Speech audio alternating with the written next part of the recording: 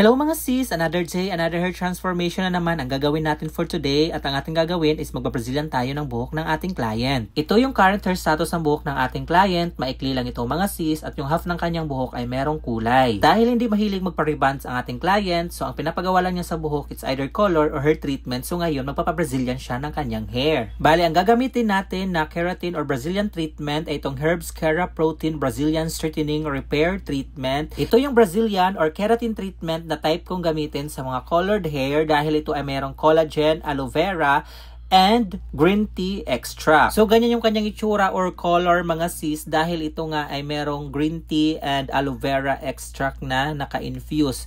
So, after ma-prepare, winash muna pala natin yung buhok ng ating client ng clarifying shampoo, then blow-dry natin ng up to 60% dry, then direct tayo apply ng ating keratin treatment or Brazilian treatment which is the Herbs Keraprotein. So, ang application nito mga sis, same lang din naman sa mga Brazilian or ibang brand ng Brazilian na ina-apply natin section by section at hindi siya sinasagad sa anit. So, make sure lang natin na lahat ng parts ng buhok ng ating client is na-applyan para mas maganda talaga or natitreatment natin ng mas maayos yung buhok ng ating client. So, after natin siyang ma-applyan mga sis, ay babalutan natin siya ng cling wrap. Kung walang cling wrap, pwede po ang mga shower cap. Then, ililive natin ito for about 45 to 1 hour. After natin mababad yung ating keratin or Brazilian treatment for a certain time, hindi natin ito babanlawan. Bali, ida-direct natin siya sa pagpapatuyo.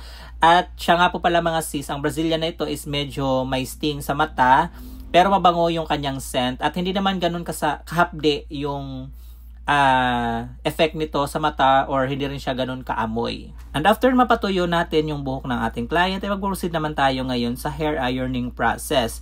Syempre, para makuha natin yung straight effect ng ating keratin treatment, dahil itong ginamit natin is meron siyang up to 60 to 80% straight effect. So, yung ating pagpaplansya dito is paper thin lang yung sectioning mga sis. At ang ginamit ko na heat temperature dito is 180 degrees Celsius. At ang ginamit ko naman na hair iron ay itong Capillar Bioplastia na limited edition from NNN Pro. Alright mga sis, so tapos na tayo dito sa paplansya sa buhok ng ating client. At kita nyo naman, nag-straighten siya, smooth at silky talaga yung kanyang condition na ng kanyang hair. Pero syempre dahil ito po ay na-iron, so don't expect na magiging ganyan pa din yung result niya kapag nabanlawan na. Hindi po kasi ito rebond. Ang Brazilian or keratin is a treatment lang po. Ito po ay nagbibigay ng moisture or mabawasan, malesen yung dryness at damage ng buhok ng ating client.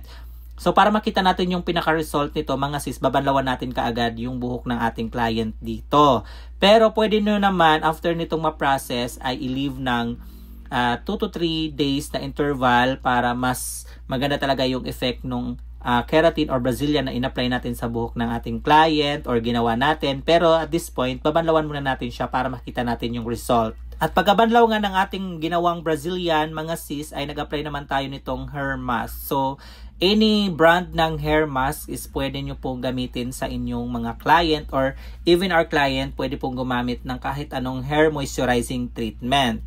At ito na nga mga sis, nabanlawan na natin yung ating Brazilian. So, i-blow dry natin ito ng 100% para makita natin yung kanyang result or kung na-achieve natin yung claims nito na 60 to 80% straight effect. At kung na-lessen or nabawasan ba yung dryness and damages ng buhok ng ating Brazilian. So, i-fast forward ko na lang dito yung portion ng pagpapatuyo mga sis dahil medyo mahaba yung video ng ating pagpapatuyo. Pero ang ginamit ko dyan na pagpapatuyo is medium heat lang ng blow dry, then hand dry, or hindi ako gumamit ng paddle brush or any roller brush para makita talaga natin yung result ng ating Brazilian. So, ibalik ko naman sa normal speed yung video na to mga sis para makita nyo yung result habang natutuyo siya.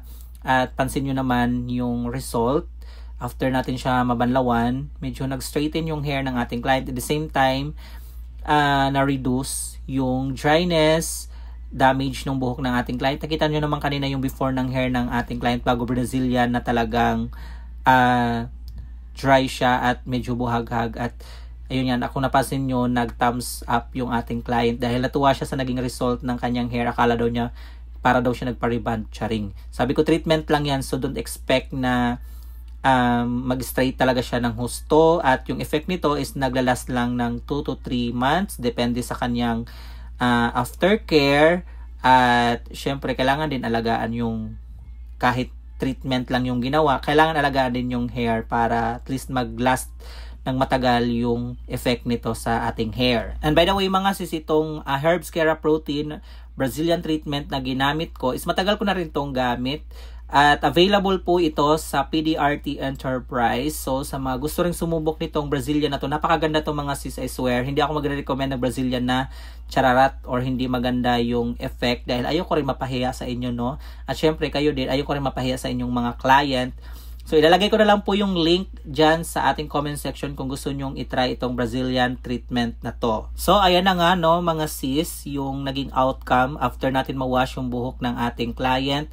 Kung pansin nyo, yung before ng buhok ng ating client is buhaghag talaga siya at medyo dry yung kanyang hair. Pero after natin siyang ma-Brazilian, ito na yung result. Nag-straighten siya ng bahagya, or nag-straight talaga siya, at nabawasan yung mga dryness nung kanyang hair. So itong ating ginamit na Brazilian ay perfect sa mga client na magpapa-maintain ng kanilang hair, na magpa-Brazilian, magpa-keratin, or pwede nyo ito gamitin sa after magpa-rebond, magpa-color, or any chemical service na inyong papagawa. So ito na yung final look after natin siyang mabanlawan mga sis. Bali, niluto ko na lang ito sa blow dry. Hindi ko na ito pinadaanan ng plancha pa para hindi na mabugbog sa init yung buhok ng ating client. At bago tayo mag-end, shout out po pala sa mga salon na to: Cheers Manila Creative Hairstyle, Hair Sincere Beauty Salon and Spa, CNC Salon Equipment Supplier, and of course BU Salon by Lala Jane. Sa atong mga client na malapit dire sa mga aking na-mention na salon, visit their salon mga sis kung gusto nyong magpagwapa.